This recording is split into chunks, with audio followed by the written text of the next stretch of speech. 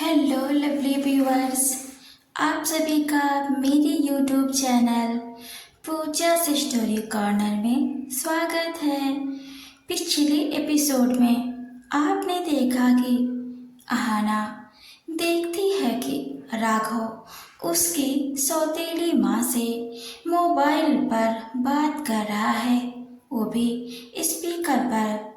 अहाना समझ जाती है कोई साजिश हुई है उसके खिलाफ। वह रुद के बारे में सोचने लगती है कि रुद को मैंने गलत समझा। रुद शेखर के साथ अपनी कंपनी जाता है। शेखर रुद से बहुत ज़्यादा गुस्से में होता है। उसे लगता है कि रजनी के गांव वालों के मरने के पीछे रुद का ही हाथ है। रजनी चौंक जाती है। तब आना गेस्ट रूम का दरवाजा खोलती है। उसे याद आता है कि ये तो वही लड़की है, रजनी, रुद की मंगेतर। नॉवेल में आगे बढ़ने से पहले एक जरूरी सूचना। अगर आप मेरे वीडियो पर पहली बार आए हैं तो आप मेरे इस यूट्यूब चैनल पूजा स्टोरी कॉर्नर को सब्सक्राइब, लाइक, कमेंट, शेयर जरूर करें ताकि इसके लास्ट पार्ट तक बने रहें। तो बढ़ते हैं बिना देरी किए अपनी novel when I first meet की ओर। तो नॉवेल में आगे सुनते हैं माखनलाल के पास कॉल करते ही माखनलाल सो रहा होता है। कॉल पिकअप करता है और बोलता है, क्या हुआ बेटा, तुम तो मेरे पास आ सकती थी। इतने पास होकर भी कॉल कौन करता है? अब कॉल करने की क्या जरूरत आ पड़ी? अहाना बोलती है। रजनी यहाँ कैसे आई? माखनलाल बोलने लगता है। हाँ, उसे रुद का बॉडीगार्ड शेखर यहाँ लेकर आया है। उसने मुझे बताया रुद की काली करतूत कि उसने पूरे गांव को जला दिया है। कोई भी उस गांव में बचा नहीं है, ऐसा ही उस शेखर ने मुझसे कहा। अब क्या सच है मुझे नहीं पता बेटा, बहुत रिक्वेस्ट किया मुझसे तो मैं रजनी को यहाँ पर रुकने के लिए हाँ भी कर दिया। तो मैं उसे गेस्ट रूम में रहने के लिए दे दिया। अहाना बोलती है, अंकल, मुझे लगता है कि राघव कोई चाल चल रहा है हमारे खिलाफ। वह ऐसे कैसे कर सकता है? वह तो मुझसे बहुत प्यार करता है और बच्चों से भी। पता है अंकल, वह मेरी सौतेली माँ से बातें कर रहा था। मैं उनकी आवाज़ अच्छे से पहचानती हूँ। मैं उनके साथ बचपन से रही हूँ। वह अगर हमारी ज़िंदगी में वापस आ गई तो हमारी ज़िंदगी नरक बना देंगी। रुद ने बस गुंडे भेजे थे गांव वालों को धमकाने के लिए, बट मेरी सौतेली माँ ने उन गुंडों को थोड़ा ज़्यादा मनी देकर उनका कत्ल करवा दिया और उनके गांव में आग भी लगवा दिया। ये रुद के साथ कुछ गलत कर रही है और मेरी सौतेली माँ ने उन सभी गुंडों के सहारे उस गांव को शमशान बनवा दिया है। रुद को फंसा रही है। शायद मैं रुद को गलत समझ रही थी। असल में राघव इन सब में मिला हुआ है। माखनलाल बोलता है, यह सब तुम्हें कैसे पता? अहाना बोलती है, मुझे अभी अभी पता चला है। जब मैं राघव को ढूंढने के लिए बाहर आई तो मैंने देखा कि राघव मेरी माँ से बात कर रहा था, वह भी मोबाइल को स्पीकर पर रखकर। माखनलाल बोलता है, अभी तुम कहाँ हो? अहाना बोलती है, अभी मैं रजनी के पास हूँ। रजनी को मैंने छिपा दिया है। राघव को पता चल गया तो क्या पता वह माँ को बता दे और रजनी को भी मारने के लिए बोल दे, इसलिए मैंने उसे छुपा दिया है। माखनलाल बोलता है, ठीक है, मैं राघव को गुमराह करता हूँ, तुम उस रूम से बाहर निकलो, मैं उस रूम को बाहर से लॉक लगा देता हूँ। जब हमें काम करना होगा तो हम लॉक हटा देंगे। रुद्र कंपनी पहुंचकर सीधा अपने ऑफिस में जाता है। राघव का बायोडाटा चेक करने के लिए उसे पता चलता है कि राघव ने पहले ही अपना बायोडाटा ऑफिस से हटा दिया है। रुद्र गुस्से में आ जाता है और गुस्से में टेबल पर जोर से हाथ मारता है, जिसकी आवाज़ सुनकर दरवाजे के पास खड़ा हुआ शेखर छुपता है और दौड़कर रुद्र के पास आता है और रुद्र को गुस्से में देखकर बोलता है, क्या हुआ सर, आप ठीक तो हैं? रुद्र बोलता है, राघव का बायोडाटा मेरे पास था और यहाँ से गायब कैसे, किसने किया ये? फिर शेखर को याद आता है कि उसको तो राघव सर ने ही बोला था बायोडाटा लाने के लिए, यानी कि राघव का बायोडाटा हटाने के पीछे किसी और का हाथ नहीं बल्कि शेखर का ही हाथ होता है, क्योंकि राघव तो कई दिनों से कंपनी आया ही नहीं होता है।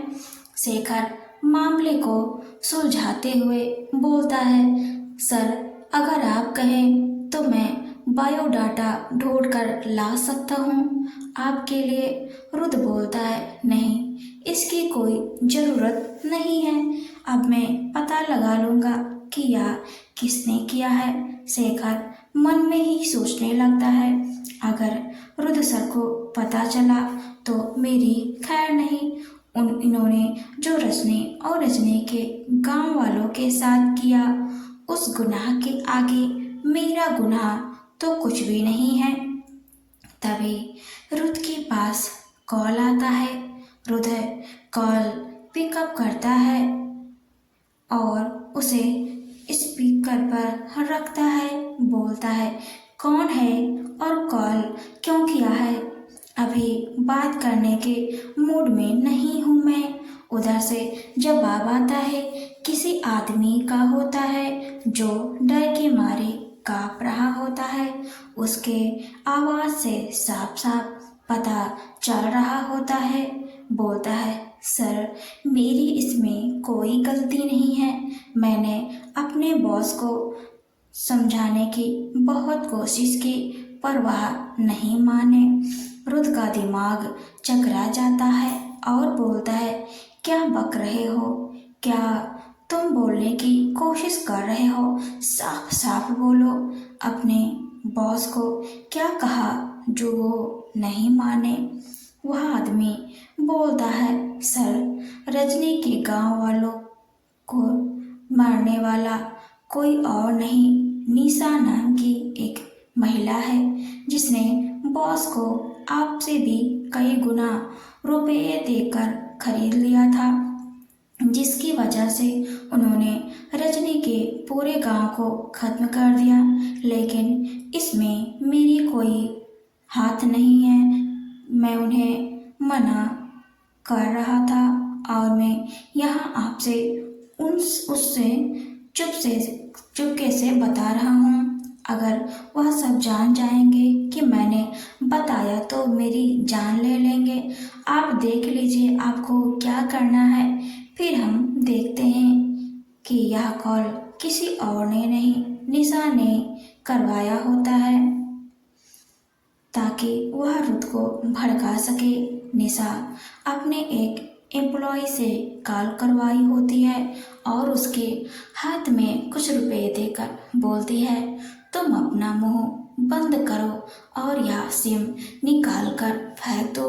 अगर तुमने कोई होशियारी करने की कोशिश की तो तुम और तुम्हारा परिवार। इतना कहकर वह शांत हो जाती है और वहाँ से चली जाती है। वह लड़का डर के मारे कांप रहा होता है, सिम निकाल कर जल्दी से फेंक देता है और फिर वहाँ से भाग के दूर खड़ा होता है। उधर रुद्र और भी ज़्यादा गुस्से में आ जाता है और शेखर से बोलता है, अब तुम्हें पता चल गया होगा कि रजनी के साथ और उसके गांव वालों के साथ जो भी कुछ हुआ है उसमें मेरा कोई हाथ नहीं है। मैं उन्हें डराना और धमकाना ही चाहता था। बस उनके साथ जो कुछ भी हुआ उसमें मेरा कोई हाथ नहीं है। यह सब उस इंसान ने किया जिससे मैं बेइंतहा नफरत करता हूँ। शेखर बोलता है, आखिर वह लेडी है कौन? आखिर वह ऐसा क्यों करवाई होगी? रुद्र गुस्से भरी नजरों से शेखर को देखता है और बोलता है, वह लेडी कोई और नहीं, आहाना की सौतीली माँ है। उनकी वजह से मेरा और आहाना का साथ हमेशा हमेशा के लिए छूट गया था। मैं मरते मरते बचा और आज आहाना किसी और के साथ अपनी ज़िंदगी बसा रही है। मैं उनकी वजह से ही आहाना को खो बैठा, अब और नहीं सह सकता। उस समय मैंने जो भी किया बस मेरी आहाना के लिए किया था। मुझे आहाना की खुशियाँ सबसे ज़्यादा मायने रखती हैं। खैर, आहाना तो सिर्फ मेरी ही है और मेरी ही रहेगी। इतना कहकर रुद्र वहाँ से बाहर निकल जाता है। शेखर भी रुद्र के पीछे पीछे चल देता है। उधर आहाना माखन लाल के पास जाती है और बोलती है, अब क्या करें अंकल? अगर राघव को पता चला कि हमारे पास रजनी है तो रजनी के साथ साथ हमारे साथ भी कुछ करना दे। माखन लाल बोलता है, तुम्हें उसकी चिंता करने की कोई ज़रूरत नहीं है, तुम बस बच्चों को देखो, बाकी मैं राघव को संभाल लूँगा।